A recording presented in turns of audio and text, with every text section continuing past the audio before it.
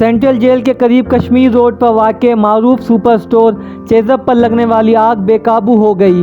کئی گھنٹوں گزرنے کے باوجود تاحال آگ کو بجھایا نہ جا سکا، جس کے باعث بیسمنٹ میں لگنے والی آگ نے سپر اسٹور کی پہلی منزل کو بھی لپیٹ میں لے لیا۔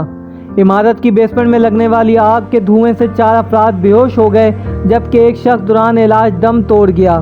انتظامیہ کی جانب سے 14 منزلہ عمارت سے لوگوں کو نکالنے کا عمل شروع کر دیا گیا ہے۔ بیسمنٹ میں جانے کا راستہ بھی اسٹور کے اندر ہونے کی وجہ سے ریسکیو اداروں کو دشواری کا سامنا کرنا پڑ رہا ہے۔ فائر بریگیڈ کی جانب سے آگ کو تیسرے درجے کا قرار دیا جا رہا ہے۔ شہر بھر کے فائر ٹینڈرز کے علاوہ رینجرز اور ریسکیو ادارے آگ بجھانے میں مصروف ہیں۔ بلدیہ عظمیٰ کراچی کے ایڈمنسٹریٹر مرتضی وہاب کو تبدیل کیے جانے کا امکان۔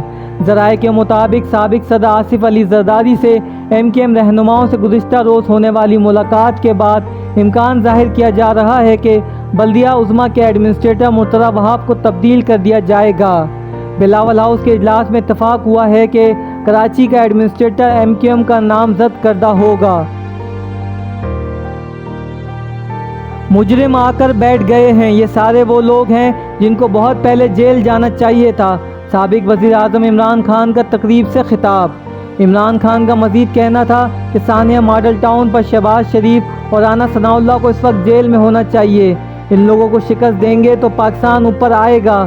اگر ہم کامیاب نہ ہوئے تو یہ جنگ آپ کے بچوں کو لڑنا پڑے گی۔